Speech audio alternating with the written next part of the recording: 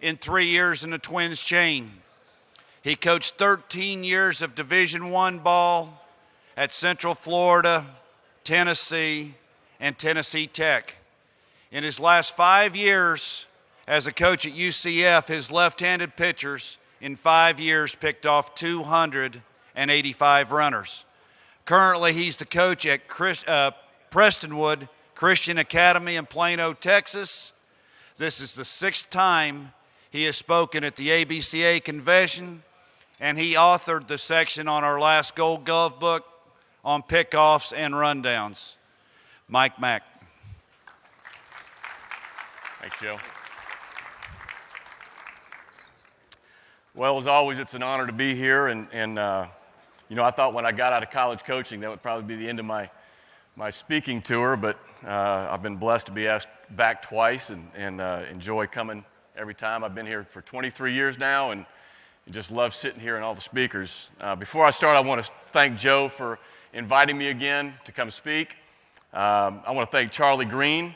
I played for Charlie back in the 70s, in the mid-70s, and it was the confidence he instilled in me was what extended my career and ultimately got me into coaching. And I tell him this all the time, but I wear number 25 in honor of Charlie, and he's just a great mentor and a great friend. And then yesterday, Brian Roberts made the comment that all pitchers are stupid. So I just want to comment on that. I guess that implies that all base runners are smart. So to all the smart base runners that I picked off over my years of playing, and that the hundreds of pitchers that I've taught the move to have picked off, I just want to thank you for making this move a success. And without you, I wouldn't be here speaking. So thanks to all those smart base runners. To get started, go ahead and go to the first thing there. If you guys want to take notes, you can, but I'm going to make it real simple on you. I wrote a book co-authored by Charlie Green several years ago. This will have everything that I talk about today. And I've got a special clinic price of $10. They're 3 for $20. It's the only book in here that comes with a money-back guarantee. I can guarantee you, coaches, if your pitchers will go with the simple plan that I'm going to show you today, you'll see effective results. I guarantee it. I work with a lot of pitchers.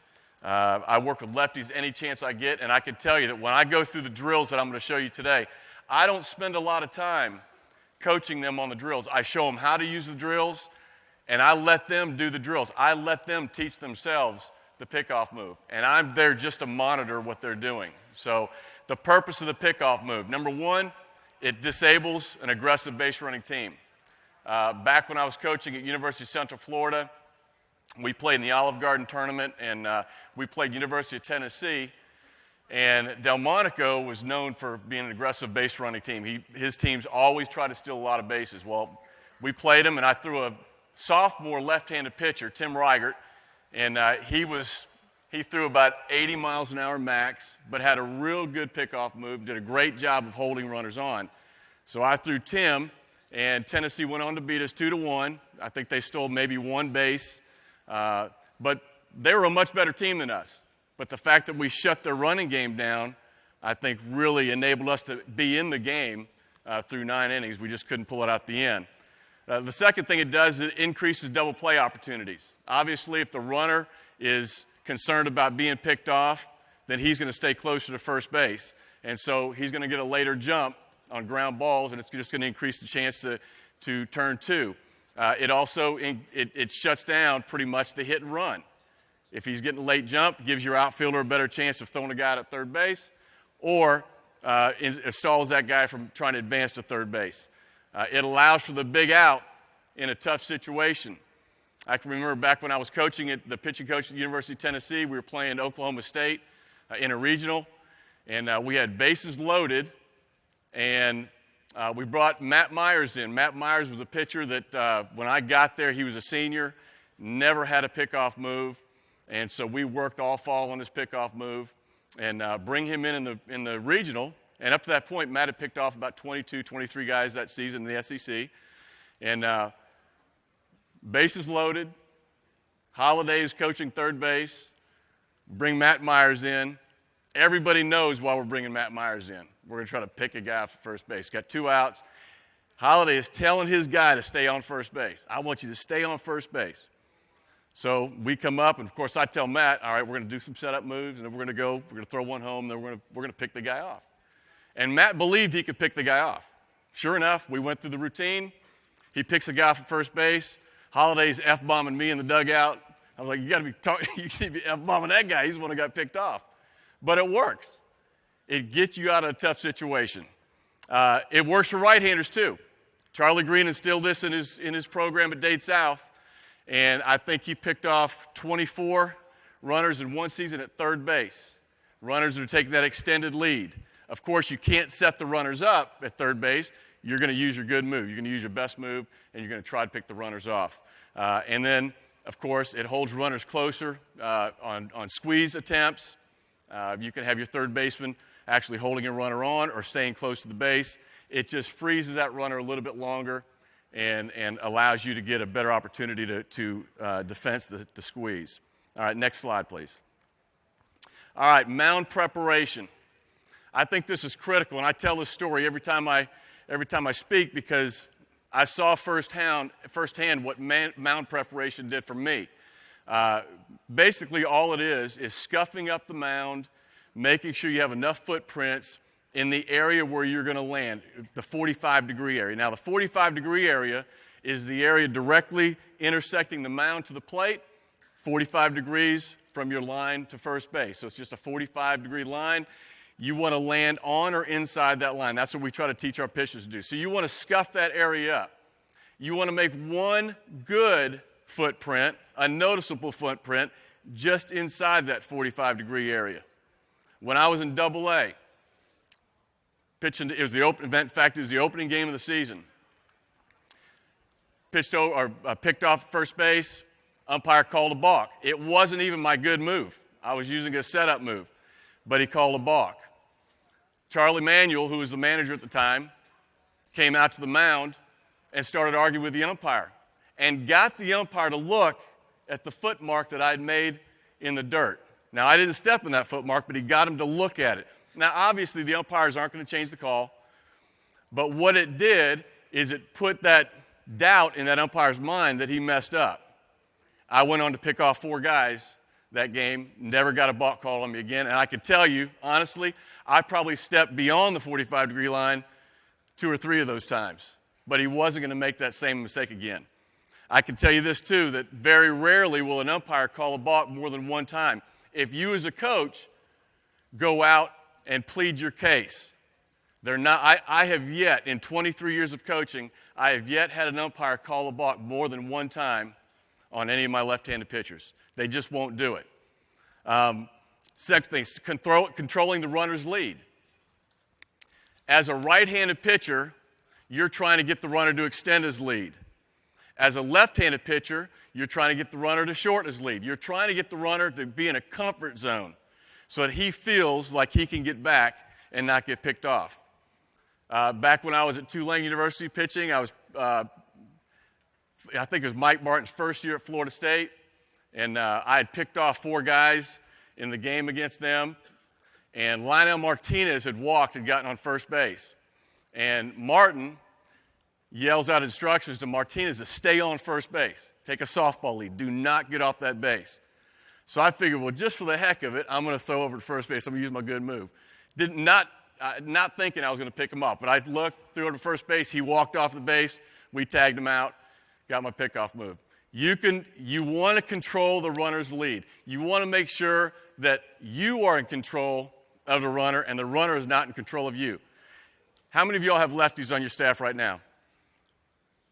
I would say for most of your lefties, they probably feel very uncomfortable with runners on first base. And they feel that way because they don't have the confidence in being able to hold them close, in the back of their mind thinking they're going to run on their first move, or being able to pick them off. They don't have the confidence in doing that. So by developing this move, your lefties will have the confidence to be able to have another opportunity to get an out rather than getting the guy out at the plate. There were guys that I walked literally. I walked intentionally, unintentionally, because I knew I had a better chance of picking him off than I did getting him out at the plate. That's the kind of confidence you're going to instill in your pitchers. And that's what we're going to try to teach you today, is how to develop that in your pitchers.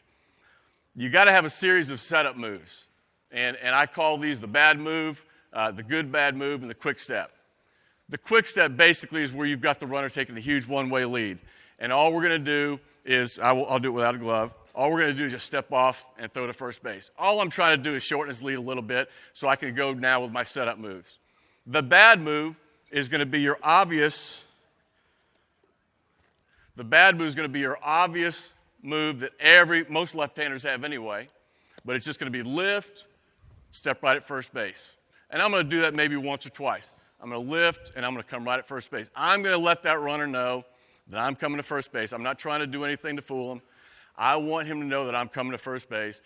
So that's my bad move. Then I'm going to try to gradually maybe develop one or two more moves off of that move that are going to be a little bit better. One of them is going to be what I call my good bad move. That's going to be the move that I'm going to try to sell that runner into being my best move. Now remember, on every bad move, this is important. On every bad move, we want to make sure that the first head look is going home and that the glove hand is reaching to first base on every bad move. So anytime we're setting a runner up, we're always going to look home first and we're always going to reach to first base when we're throwing. That is critical. That is critical, and I'll explain that later why. But on my setup moves, I'm going to have one where I might just go a little bit slower, and then I'm going to step directly at the runner. Okay? My first move is real obvious. The second move is a little bit slower. Step right at him. Now my best bad move might look something like this. Come set up, look, and then slow and step right at him. I'm just going to slow everything down.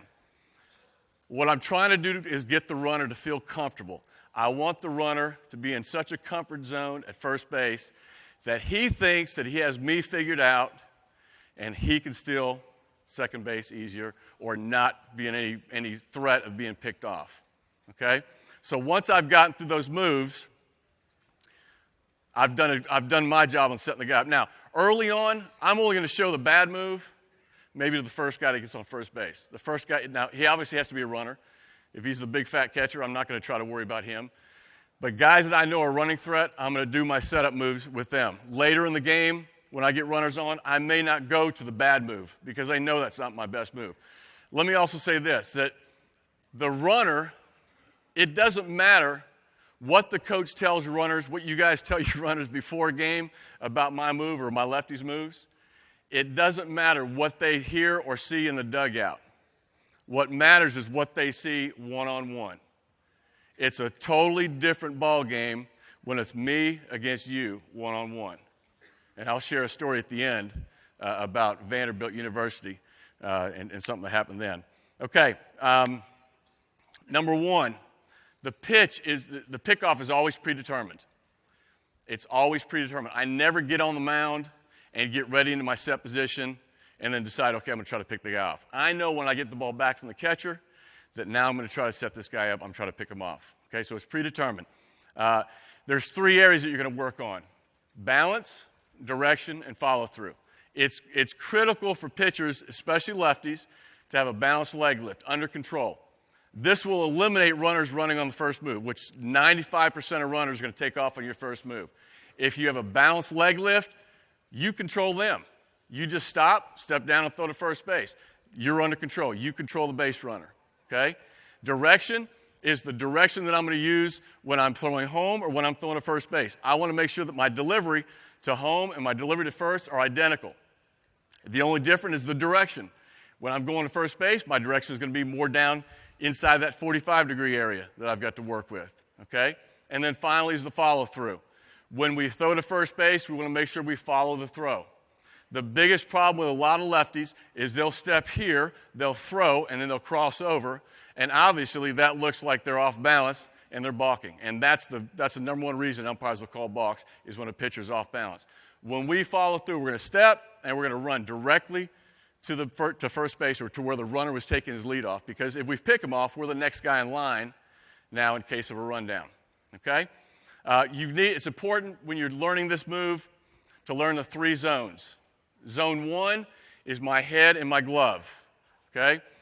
I'm going to learn how to control my head and my glove hand together, because really that is the critical element in being able to develop a move. Matt Myers, I mentioned him earlier.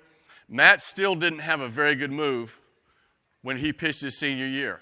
In fact, Matt almost stepped directly at first base. But what Matt did extremely well was he had the great timing between his head and his glove, and he'd turn his head towards first, reach home, and step almost towards first base and pick runners off.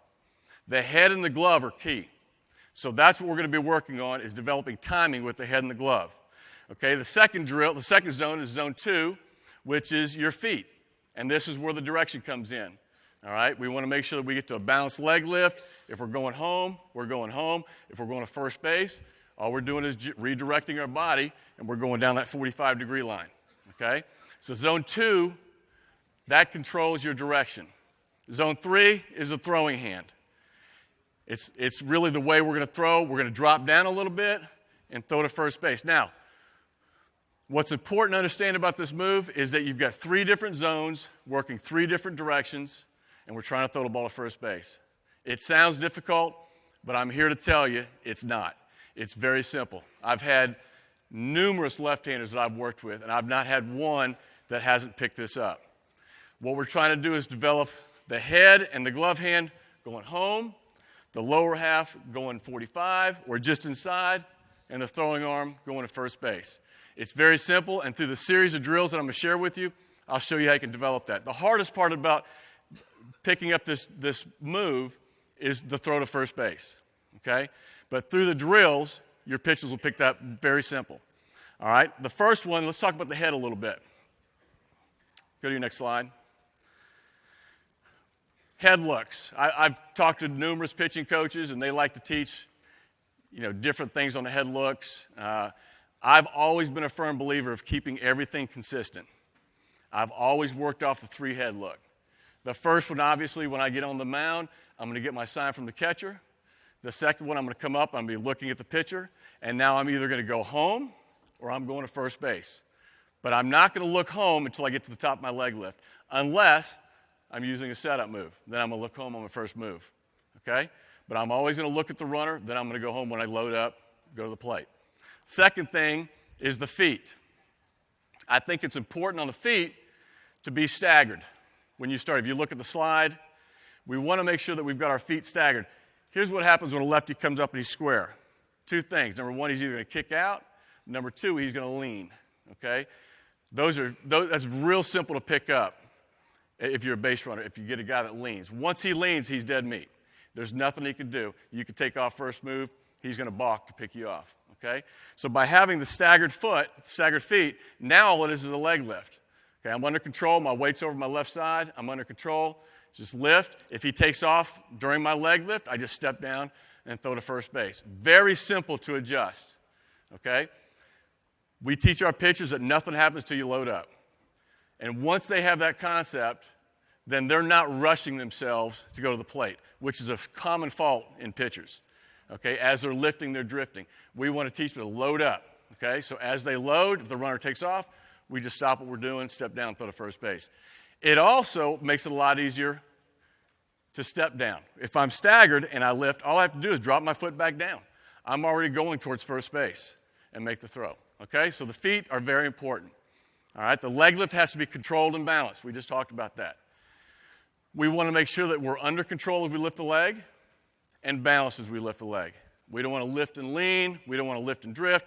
We want to make sure that everything is under control as we lift the leg, okay? That's critical. Once we get to the balance position, okay, on top, now I can go either way. I can go to first base or I can go home. From here, all we're going to do is drive 45, okay? When we lift, we're just driving 45. We're going to look home, we're going to reach home, and we're going to drive 45, okay? And then once we drive 45, we want to make sure that the glove and the shoulders and the head are facing home, and then we're going to make the throw, and then we're going to follow the throw. All right? Now, let me go over the drills with you.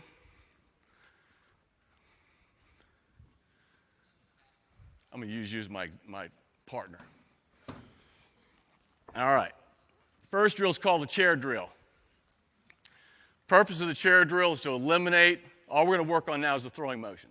Okay? We're going to work on the head and the glove, and then we're going to work on the actual throw.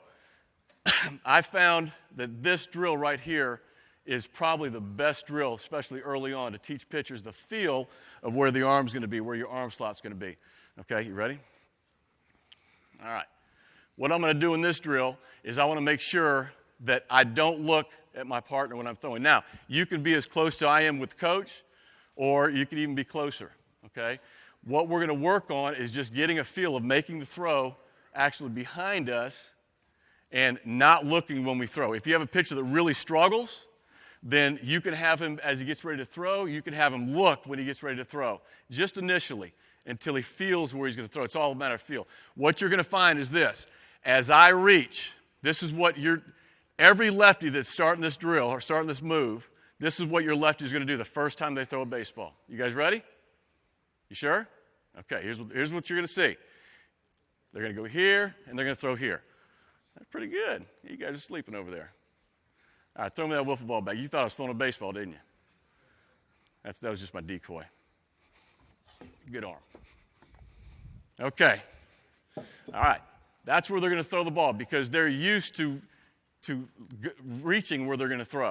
All right? So trust me, they're going to throw the ball over here. You've got to teach them to throw the ball behind them a little bit.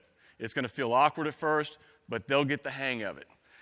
Basically, this drill goes like this. You can do it in two parts. You can stop them here, reach, throw. Okay? Now, I'm 50 years old, and I can still do this, like riding a bike. Once they pick it up, they're not going to lose it. Okay? Look, reach, throw. Look, reach, throw. Okay? Now, if you've got a guy that struggles with the throw, as he gets ready to throw, have him look just before he throws the baseball. Okay? Because what's going to happen now is he's going to start getting a feel of the arm actually throwing. Now, I'm not changing my delivery much. Okay? Some lefties got to change a little more than others, but I'm not changing my delivery much. I'm just getting on top of it, throwing off the side of the baseball. Okay? So basically, that's what it's going to look like. We're working the zones 1 and zones 3. All right? Here and throw. Okay? Reach and throw. Now, what you want to do is get to the point where your pitchers never look. They always look down at home and throw to first base, okay? It will become automatic for them. Now, trust me, your guys will pick this up the first day. If you will do these drills daily, you'll see a huge improvement the first day, okay? It's just a matter of feel. That's all it is. Okay, the next drill is called the stand-up drill. We also call this the rock and roll drill. The purpose of this drill now is just to add a little bit of movement. Now you can feel your lower half. You're still working on the same two zones. You're working on the head, the glove, and the throwing side. But now you're getting the lower half in. Okay, we call this a rock and roll drill because I'm going to rock over to my left side, and I'm going to throw, leaning my weight, really going to the plate, so I can really feel throwing the ball to first base, and I'm going to roll that left foot over. So it's going to be like something like this. Here, as I part my hands, I'm going to look, throw, and roll. Okay? Look, throw, and roll. Did I throw that one bad? I'm sorry. All right. Look, throw, and roll. Okay? Now, in this one here, again, you're getting the lower half working. Okay? You're getting the hips to work in here now. But you're working on actually going home, getting your momentum going home, and throwing behind you. What that does is when we go to the next drill, the 45-degree drill, stand at 45, now it just simplifies the throw. Now their body's actually going 45. To them, it feels like they're going to first base. Okay, so we've gone to the stand-up drill, the rock and roll drill, to the stand at 45. And in this drill, we're just going to stand up. We're going to put our feet in a 45-degree angle. Okay, we want to make sure when they do this drill too, we don't want to get exactly 45. We want to try to get a little bit inside the 45-degree line. Okay. We want to make sure that as we get 45, now we start with our weight sitting on the back side. We're going to look at the runner or our partner.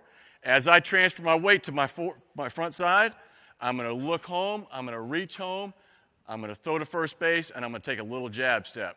So I get in the habit of pushing off that right foot and going to first base. Okay? So it's going to look something like this. Sit back, reach, throw, jab step. Come back up. Set up, sit back, reach, throw, jab step.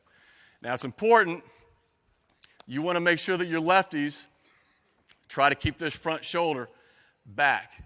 Don't let them roll over. Don't let that glove hand go 45. We want the glove hand and the shoulder going to the plate, okay? There's nothing in the rules that says you can't look home, you can't reach home and throw to first base. Nothing. That's what picks umpires off. That move alone is what picks umpires off. They see the head, umpires are sitting there, they're standing behind first base, or they're standing back here. They see the head going home, and they think you're going home. And all of a sudden, you throw to first base, and they're looking home because that's where they think you're throwing it, and the ball's going to first base. And so they're thinking, there's no way he could have thrown to first base without balking. And so they're going to call a balk on you. And so it's the coach's job to explain that. And I always tell the umpires before the game, and I'll say it in front of the opposing coach, my lefty's got a good move. Don't take it away from him. I'll tell every umpire before the game, if I'm throwing a lefty, that my lefty's got a good move. Because I want them to be aware of that. So when that guy comes in the game, if he's not starting and he's relieving, when he comes in the game, they know going in, he's got a good move. So they're looking at him a little bit closer. Okay? That's not going to guarantee that they're not going to call a balk, but at least they're giving him a little bit of attention. So we go stand at 45, again, reach, throw. Okay? Now, again, in every one of these drills, we're trying not to look. All right? Reach, throw, and step. Then we go to the step drill. The step drill is basically, it's almost like a slide step. We're going to start with our feet staggered like we would on the mound, and we're just going to lift the foot off the ground. So all my weight now is on my backside. Okay? In the step drill, I'm just going to step 45. Now I'm working on getting that little drive with my backside. Okay? I'm going to step 45. I'm going to reach home, and I'm going to throw to first base. Okay? Again, start foot off the ground, balanced. Reach home. Sorry I'm working you so hard over there. You'll get a free book because of this. All right? Nice and relaxed, balanced, reach home, step, and throw. Okay? That's a step 45 drill. Very simple drill. It's important that when you're doing these drills, you're working in progression. Okay? Last drill we do is called the balance drill. We start here. I always start them with the feet staggered, lift and hold. This is a 2-series drill. We're going to lift and hold. I want them to hold it here for a couple seconds so they feel their body under control. Okay? So we're going to lift and hold, and then we're going to part our hands, step and throw. Okay? Again, lift and hold, part and throw. All right? And then we've got 2 other drills that we do. I don't use these drills all the time, but we've got a glove drill where we'll actually place the glove on the 45-degree line. Usually you place the glove of the pitcher doing the drill because he doesn't want to step on his own glove, and you want him to work on stepping inside that 45-degree line. If you've got a guy that really has a tendency to cheat or gets close to cheating, that's a good drill to stop that. And then we've got another drill called the reaction drill. And the reaction drill is a great drill for working with your pitchers on runners taking off in the first move. Okay? And basically, we do this 2 ways. We do it either with live runners or we'll do it with me behind the mound. And I'll stand right behind the pitcher, and as he lifts his leg, if I touch his back, he's going to stop what he's doing. He's going to throw to first base. If there's no touch, he's just going to continue on and make a pitch to the plate. Okay? With runners, I'll just give a signal to the runner. You're either going or you're not going. And I'm behind the pitcher so they can see that. And so runners are going to take off first move or they're not going at all. All right? Coach Mike Roberts and Brian Roberts yesterday talked about runners, taking the lead, taking that jab step. Okay? Let me just tell you, when runners did that to me, I knew I had them. I knew I could pick those guys off. The only guys I couldn't pick off were the guys that were going back to first base when I lifted my leg. I couldn't pick those guys off. Okay? But the guys that were doing this, I knew I could pick off. Because what happens is, they do this as a decoy to the pitcher, thinking they're leaning to first. But what do they do initially or immediately after this? They do this. All you've got to do is get them to transfer their weight to the right side, and you've got them picked off. The runner is picked off before the throw is made. I'm going to show a video I showed several years ago when I spoke here that proves that. The runner is picked off before the throw is made to first base. The runner is picked off now. He's made up his mind that he's going to get into a secondary lead. Okay? He's taking his jab step back as I'm looking at him. The moment I turn my head, what's the runner doing? He's taking a secondary. Okay? He's picked off. All I've got to do is make a controlled throw to first base. I don't have to make a hard throw to first base, and that's something you need to really emphasize with your pitchers. The throw does not have to be hard. It has to be controlled. You just got to give the ball to the first baseman. If you throw it over his head or off to the side, the runner's got a better chance of getting back. Okay?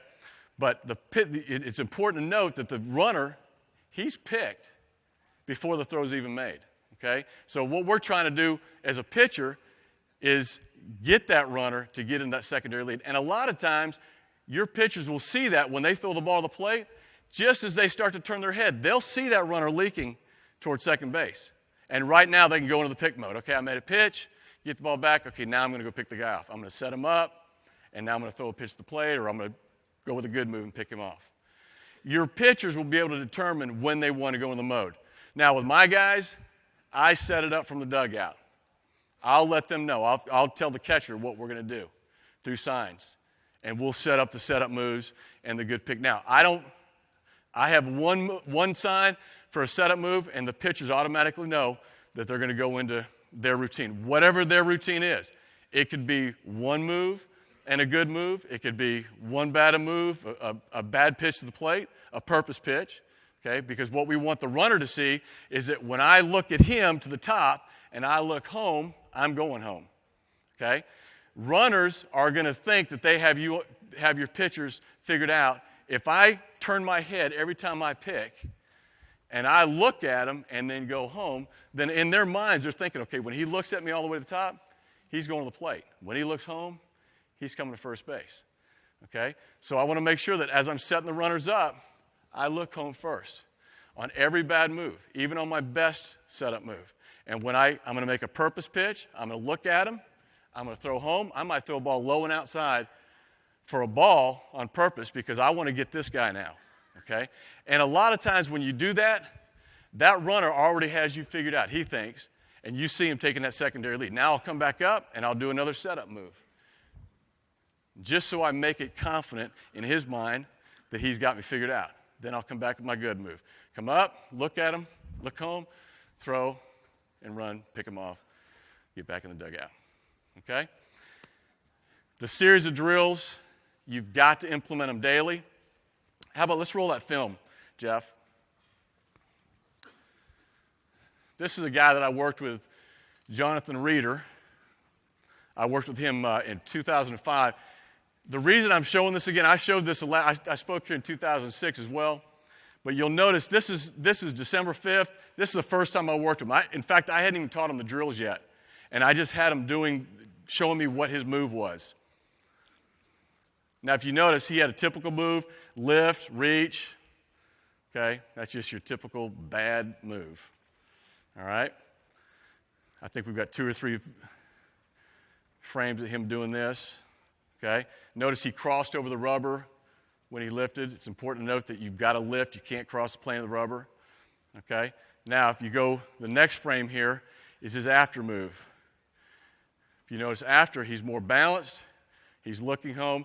Guys, if you notice a date, that was 11 days later. That was only the second time I worked with him. And he did the drills on his own. I showed him the drills on December 5th. Did not see him again until December 11th.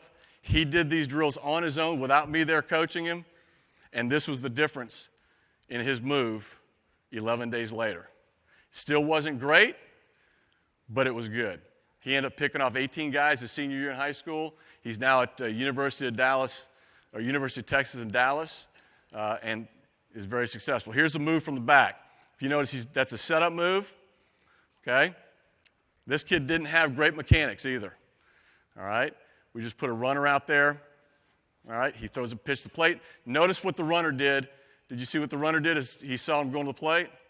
Taking a secondary lead. Here's another setup move. He's looking at him. He turns his head and picks. Runner's going back. Runner knows he's coming. Now, this guy feels pretty confident that he's got this guy figured out.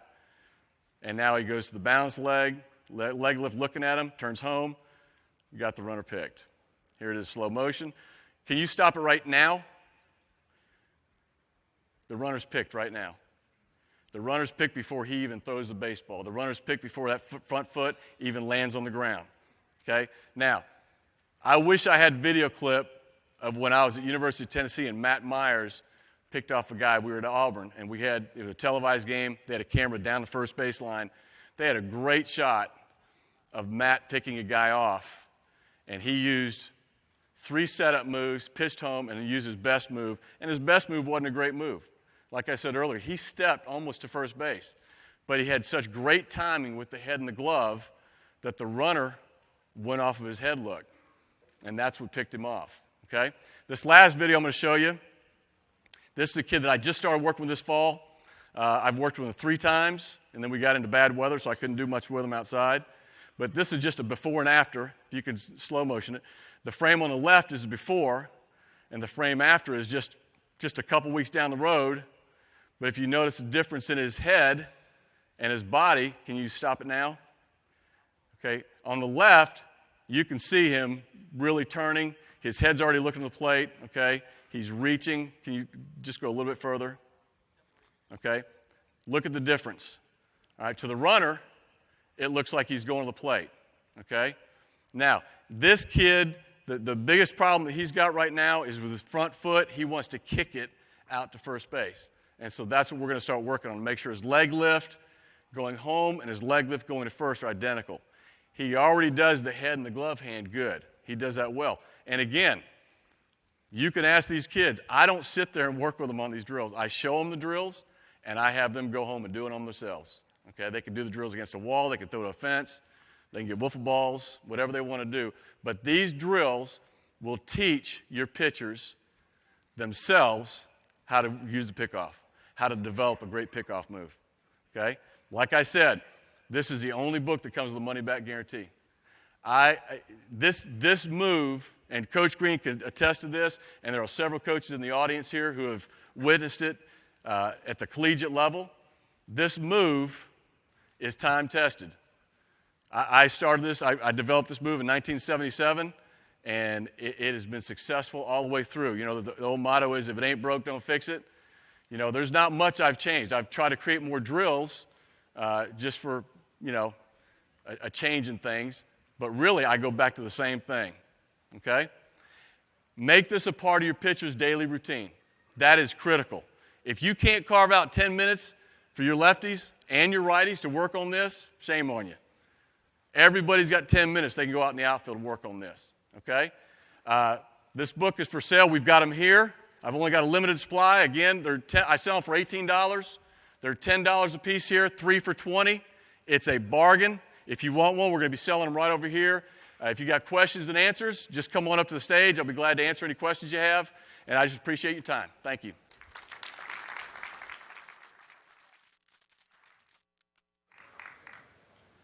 Anybody going to the honors luncheon, head on over. Get off the elevator straight across and right up. We'll have Dusty Rhodes and Mike Sosha right after lunch.